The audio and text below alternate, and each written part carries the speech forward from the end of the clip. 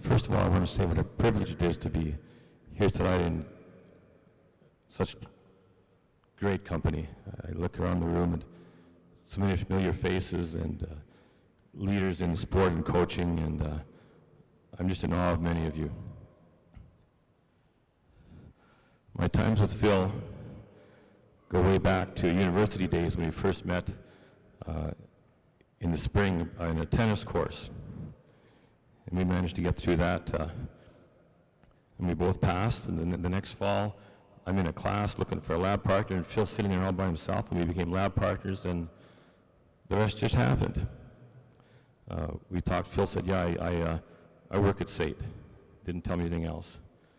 And I was coaching a high school team in Carstairs, so I went on and on about coaching and what I thought about it, and Phil sat there and never said a word for a year. And took in all he had to say. Never mentioned he was a basketball coach and his team was #1 in the country. And after all this, he asked me to be a coach on his coaching staff. And I said, no. Are you kidding? I'm coaching a 2A girls team. You're going to ask me to be part of a #1 team in the country? But Phil, like his recruiting, Phil's very persistent, and he just felt that no meant no that day. So he asked me 6 more times. And 6 more times I said no, and then finally I thought, you know, if I ever want to do this, maybe I should say yes, but he's not going to ask me again. But knowing Phil, he did ask me again, and I joined the coaching staff at SAIT, and it changed my life. Phil was intense. Phil was a mentor to so many people. And he was a lot of fun, which people didn't realize either. He was so intense, but things with Phil, a lot of things happened funny with Phil. This is one of my stories about Phil. We were going out to Oregon one year, and Phil didn't fly very well, but we flew to Vancouver and we drove down the Pacific Coast Highway. Phil took gravel to fly so he could sleep on the plane.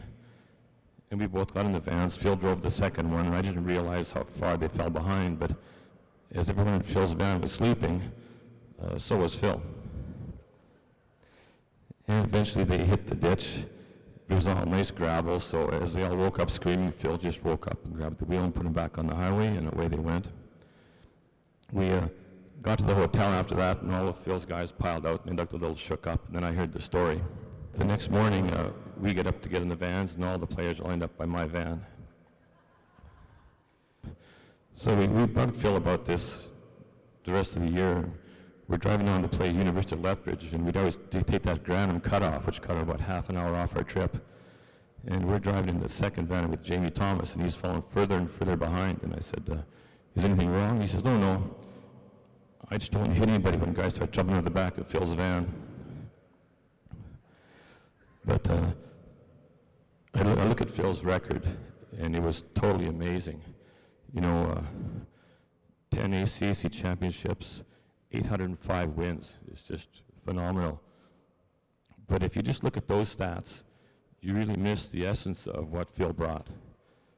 Some of his influence was 10 of his former players or assistant coaches became head coaches in the ACE themselves.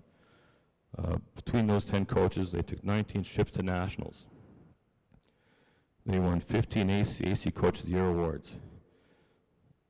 7 times they were nominated for CCAA Coach of the Year, and twice they won it.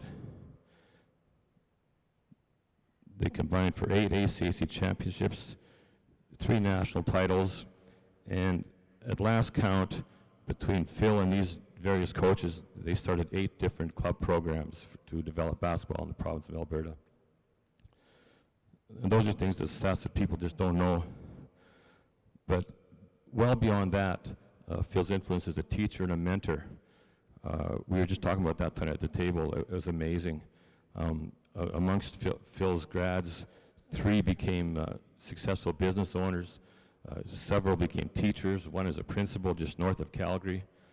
I couldn't even count the number who somehow became involved in coaching basketball. You know, they weren't all successful. I think 3 in particular I'll talk about. They became ACAC basketball officials.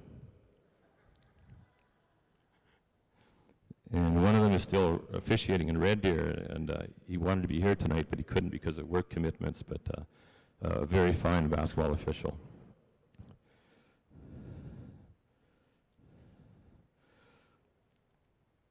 When Phil retired coaching in 2008, you know, he wasn't a large man, but I really feel that the shadow he cast across basketball Alberta was immense.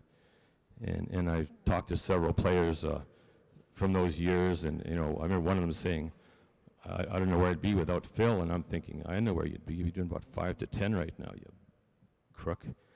But Phil changed his life, and he became successful, and so many of them did that. And I could go on about different stories of people. We had one player from Toronto who, he wasn't exactly an Einstein, but he was a good person, and Phil saw the value in this person, and he forced players to go to school. That was the trade-off. You're going to go to school, and if you go to school and you pass, I'll let you play on our team.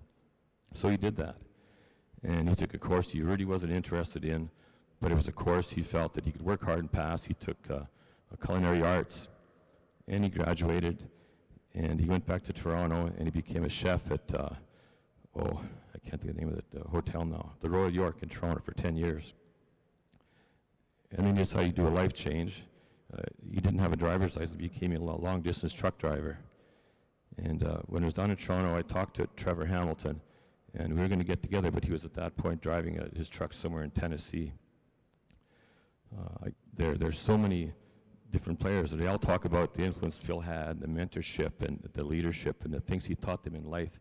And I think if we talk about Phil and what he did as a coach, we've missed what he really did, because Phil was a life coach, and he used basketball as his vehicle to teach from.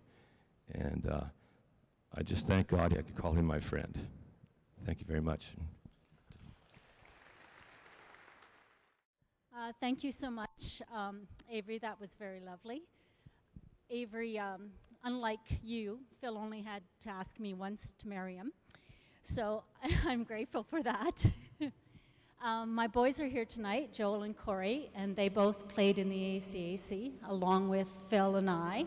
So we are a team that is very supportive of sport in Alberta.